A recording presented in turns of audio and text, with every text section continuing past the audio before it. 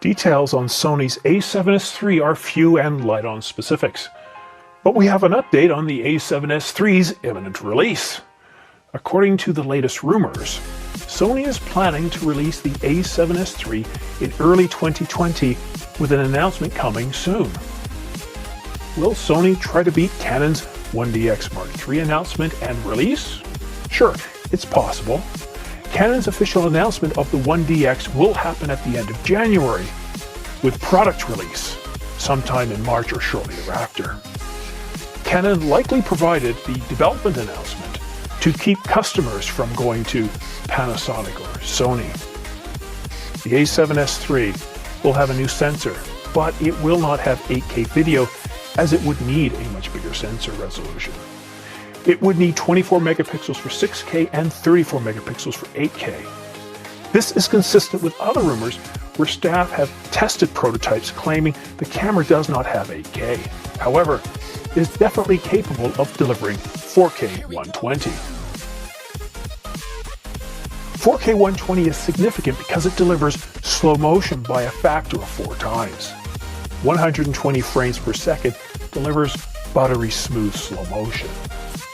This would be a first for 4K in a consumer camera, albeit at the top end of the budget for the ordinary filmmaker.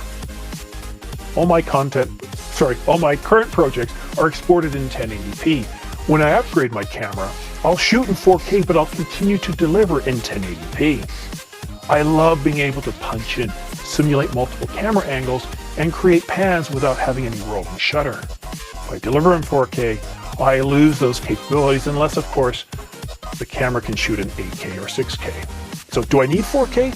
Not as a final product. 4K provides no real benefit to my viewers. Mobile devices have small screens, making 1080p more than sufficient. Very good and sharp 1080p looks just as good as 4K from 8 feet away. Back to that MX521-CQR sensor. The sensor is capable of both 15 and 61 megapixels. According to a recent rumor surfaced over the web, the upcoming Sony a7s III camera may use Sony's recently developed MX521 CQR sensor. The Sony IMX521 CQR sensor uses color square pixel array architecture. With the help of this color square pixel array architecture, the camera captures 15.36 megapixels still shots and features excellent high sensitivity mode. When used in normal mode, the sensor splits up its photosites, further making it a 61.44 megapixel quad Bayer sensor. This would allow the camera to shoot video full sensor wide while giving photographers 61 megapixels for detailed shots using the quad Bayer structure. But this is still a rumor, and having higher megapixels is likely to provide photographers with higher detailed photos. It will not be used to deliver 6K or 8K. There are easier ways to deliver this.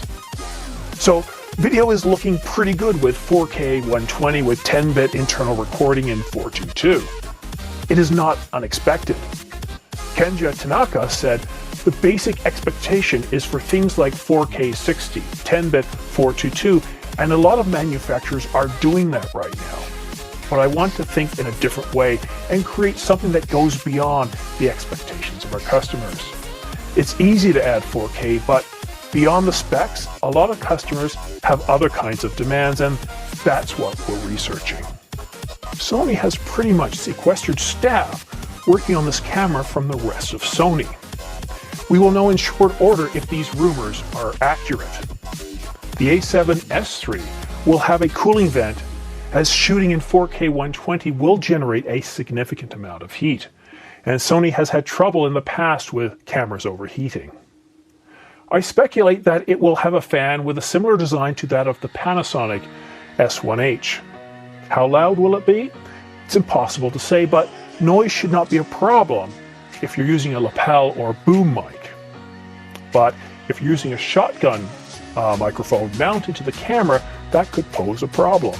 I want to address 8K one more time, as quad Bayer sensors seem to be the cause behind this belief that the a7s III can deliver 8K video. All cameras use a Bayer filter. It's how we get color information from the sensor. Without color filters, the sensor has no way of sensing color information. The Bayer filter uses 3 color filters, red, green, and blue, and combines them to produce color. A standard sensor has half the pixels sensitive to green and the remaining pixels split between red and blue. Green is given priority as the human eye is more sensitive to it. A quad Bayer sensor has 4 pixels behind each color square instead of just 1. This often leaves marketing departments claiming that a 20 megapixel sensor using a quad layer structure can generate an 80 megapixel image. Well, it can generate an 80 megapixel file. Many would argue that the results do not show any more meaningful detail. This is similar to the claim that the Panasonic S1H was able to produce 180 megapixel cameras using sensor shift. While the S1 can produce 180 megapixel images, the conditions must be perfect. There cannot be any wind or movement in the frame. The camera needs to be stabilized, so yes, it can produce 180 megapixel images, just like the a7s III will be able to produce 61 megapixel images. But will there be enough detail there? We'll have to see. But will this allow us to capture 8K video? That's unlikely. Sony has done an amazing job of catching up to both Canon and Nikon over the years, and in many areas, simply surpassing them. Over the S2, they've had 4 years of research and development, so the final product is going to be amazing. But what's it going to cost?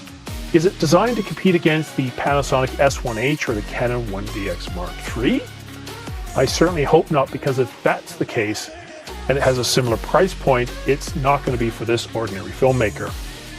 Will Sony split the a7s III into multiple models as Panasonic did with the S1?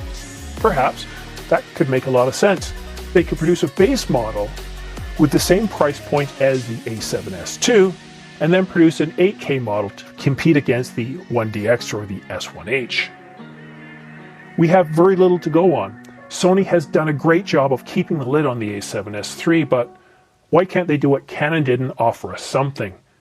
Why can't they give us a development announcement? There is way too little out there to seed my dreams of what this could be, but an announcement is imminent. Sony will be releasing it in the first half of 2020. They want to be ready for the Tokyo Olympics. Sony has no intention of being left behind by Canon, Nikon, Panasonic, and Fuji. Canon will be releasing at least 3 models in early 2020. The 1DX flagship, the 5D, and a few EOS Rs. Fuji has the X-T4, and Panasonic will release the GH6.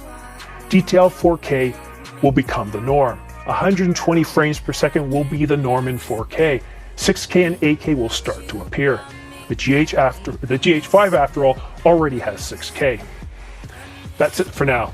Thank you for watching. Please click like and subscribe, and click the bell icon to receive notifications of new videos. See you soon.